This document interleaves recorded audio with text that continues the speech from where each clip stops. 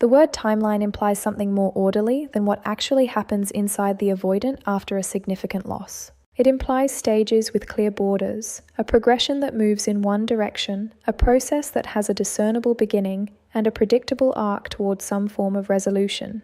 The avoidance experience of regret does not work this way. It is not linear. It does not follow a calendar. It does not arrive on schedule or complete itself within the time frame that would be most convenient for either the avoidant experiencing it or the person on the other side of it who is trying to understand what is happening and what, if anything, it means. What the timeline actually looks like is this: messy, non-linear, frequently interrupted by the avoidant's own defenses and unfolding across a much longer arc than most people expect. Understanding the actual shape of it will not make the waiting easier if you are still waiting, but it will make the reality clearer. And clarity, even when it is not comfortable, is more useful than the false precision of a tidy stage model. The first period, the relief that isn't what it looks like, the immediate aftermath of the loss, the days and the first weeks, is characterized in the avoidance interior by something that is entirely real and entirely misleading simultaneously. Relief, not performed relief. Not the adopted posture of someone who is pretending to feel better than they do. Genuine, physiological, nervous system level relief. The specific loosening of tension that occurs when the source of the tension has been removed. The source of the tension was the relationship itself. Not you, not anything about who you are or what you are offering, but the intimacy pressure that the relationship represented, the continuous low-level alarm of being genuinely close to someone, the felt weight of another person's investment in them, and the implicit obligation that investment created to reciprocate in ways their attachment system experienced as threatening.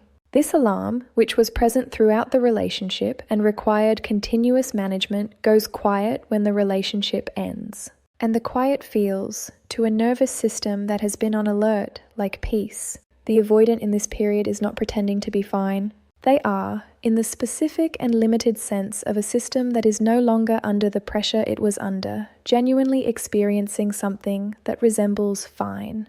They function well.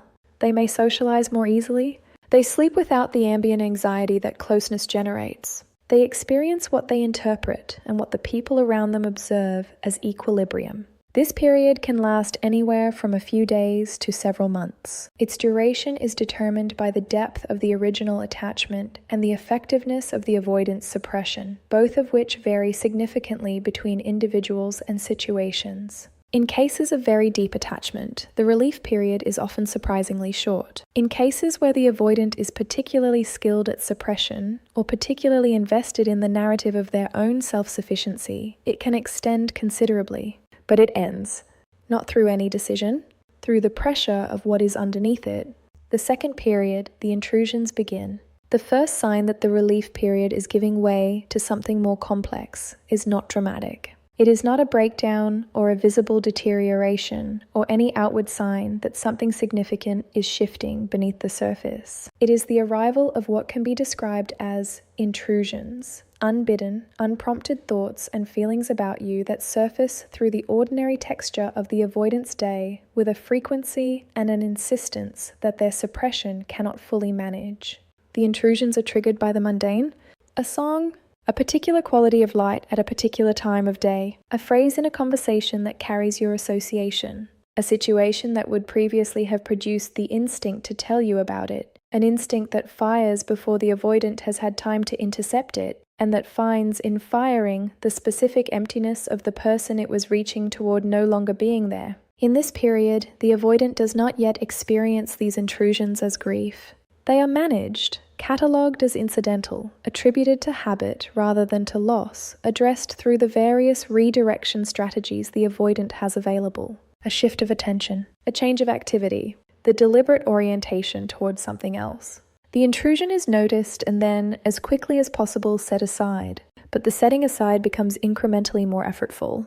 The intrusions return. They acquire weight with each return, not because each individual instance is more intense than the one before it, but because the accumulation begins to have a mass that exceeds what the setting aside can manage. The avoidant begins to spend more energy, invisibly and without acknowledgement, managing the presence of your absence in their interior life. This period is often the one in which the avoidant is most likely to engage in replacement behavior, the pursuit of new connections that offer the early, uncomplicated ease of someone who does not yet require anything. Not because they have no feeling for you, because they do, and the feeling is becoming harder to contain, and new connection is the most available distraction. The replacement behavior does not indicate the absence of regret.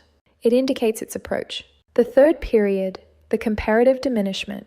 Several weeks to several months in, depending on the individual, the avoidant enters a period that does more to generate genuine regret than anything else in the timeline. It is the period of comparison, the sustained, involuntary, entirely unflattering to everyone else experience of measuring every subsequent connection against the specific standard you represented. This comparison is not deliberate. The avoidant is not sitting with a checklist of your qualities and assessing new people against it as a conscious exercise. It happens beneath the level of deliberate thought, in the felt sense of encounter, in the quality of how interactions register in the interior, in the growing awareness that what is available in the world of people who are not you is lacking something specific and significant that your presence contained. The lacking is not generic. It is precise. It is the specific quality of your intelligence as it engaged with theirs. The particular texture of how you saw through their performance without making the seeing a confrontation. The specific way your presence generated the rare, uncomfortable, entirely necessary experience of being genuinely known. The quality of the safety, paradoxically, given how much that safety frightened them, that being with you created at the level beneath their conscious vigilance. These qualities do not aggregate into a general sense of you as a good person or a quality partner. They aggregate into something more specific and more damaging to the avoidance equilibrium. The recognition that you were, in the precise combination of what you are, irreplaceable. That the world does not readily produce another version of you. That the particular gift of your specific presence was not a fungible commodity that could be located elsewhere with sufficient searching. This recognition does not arrive as a conclusion. It arrives as a feeling, the feeling of reaching for something that is not there, repeatedly, across multiple experiences that all illuminate the same absence. And in the avoidant, whose self-protective system requires that losses be manageable and therefore replaceable, the discovery of genuine irreplaceability is among the most destabilizing experiences available. The fourth period, the confrontation with the pattern. This period does not arrive on any predictable schedule. For some avoidants, it arrives within months of the loss. For others, it takes years, sometimes many years, sometimes the accumulated weight of multiple significant losses, sometimes a therapeutic intervention that finally provides the container in which the confrontation can happen safely. For some avoidants, it never fully arrives, at least not in the form that produces genuine reckoning rather than intellectual acknowledgement without emotional weight. When it does arrive, it arrives because the evidence has finally accumulated beyond the capacity of the rationalization to contain it. Not the evidence about you specifically, though you are part of it. The evidence of the pattern. The recognition, arriving with the specific weight of something that has been true for a long time and has finally become impossible to arrange around, that what happened between you was not an isolated outcome produced by the specific circumstances of the relationship. It was the latest iteration of something that has been happening, in one form or another, across the entire history of the avoidant's significant attachments. They pushed away the things that mattered, not because the things were wrong for them, because the things were right, and right was the most threatening category of all. In this confrontation, the regret becomes specific in a way it was not before. In the earlier periods, the regret was felt, but not fully owned. It lived in the absence of you, in the comparison, in the intrusions, without requiring the avoidant to fully acknowledge the role their own choices played in producing it. In this period, the ownership arrives. The understanding that the loss was not something that happened to them, but something that their pattern, operating with its usual efficiency, generated from the inside. This is genuinely painful for the avoidant in a way that the earlier periods, for all their discomfort, were not. because earlier periods allowed the avoidant to inhabit the loss with some version of the narrative that it was an outcome they could not have controlled. The confrontation with the pattern removes that narrative. It places the causation clearly, uncomfortably, in the avoidant's own choices, their retreats, their withholdings, their consistent prioritization of the protection of the self over the maintenance of the connection. And sitting with that clear placement of causation without the protection of the rationalization is among the most difficult things the avoidance psychology will ever require of them. The fifth period, the long carrying, this is the period that has no endpoint in the conventional sense. It is not a stage that completes itself and transitions into the next thing. It is the permanent alteration of the avoidance interior landscape that the genuine reckoning produces, the specific and lasting change in how they carry the memory of you and what that memory means to them across the rest of their life. You become, in this period, a particular kind of presence in the avoidance interior, not the raw, intrusive, unmanaged presence of the earlier periods.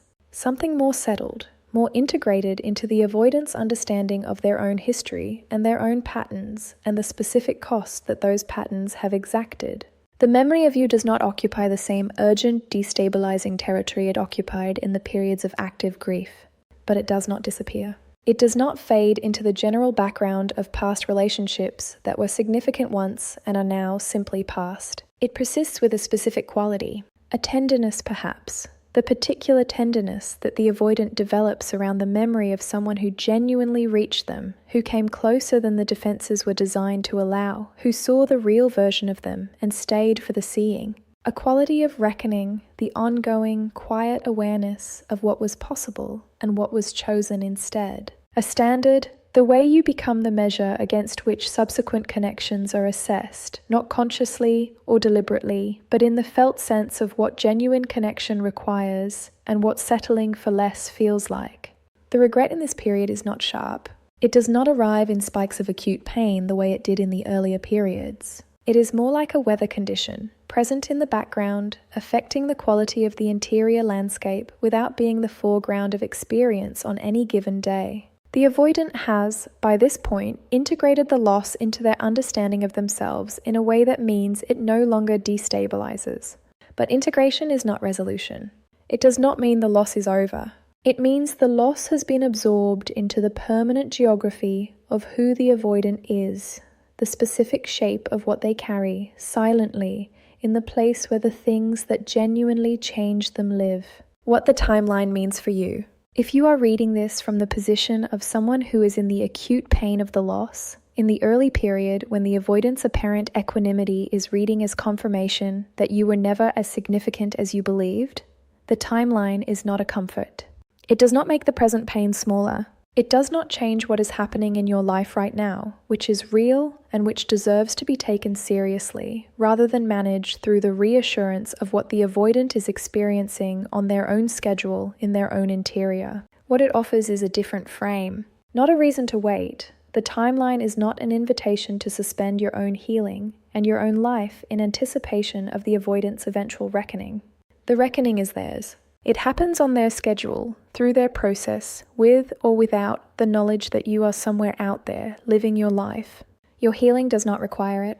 Your wholeness does not depend on them eventually arriving at the understanding of what they lost. You are not more valuable because they will one day, in the privacy of their own interior, acknowledge your value. You are always valuable.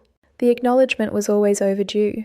The timeline simply describes when, in the architecture of their suppressed and slowly surfacing emotional world, the acknowledgement tends to arrive. The regret is real. It comes. For the avoidant who is genuinely attached to you, who let you closer than the defenses were designed to allow, who found in your specific presence something irreplaceable, the regret is not a possibility. It is an inevitability. Arriving as all the avoidant's deepest truths arrive, quietly, on their own time, in the private interior of a person who is only now, in the long aftermath of a loss they helped create, beginning to understand the full cost of the distance they chose. And by then, by the time the reckoning is complete and the regret has settled into its permanent place in the geography of who they are, you will have already built the life that the waiting for them was preventing you from building. and that life will be the best possible answer. To the question of whether the loss was worth the grief, it was not, but you are always worth more than the loss. You are always worth the life that comes after it.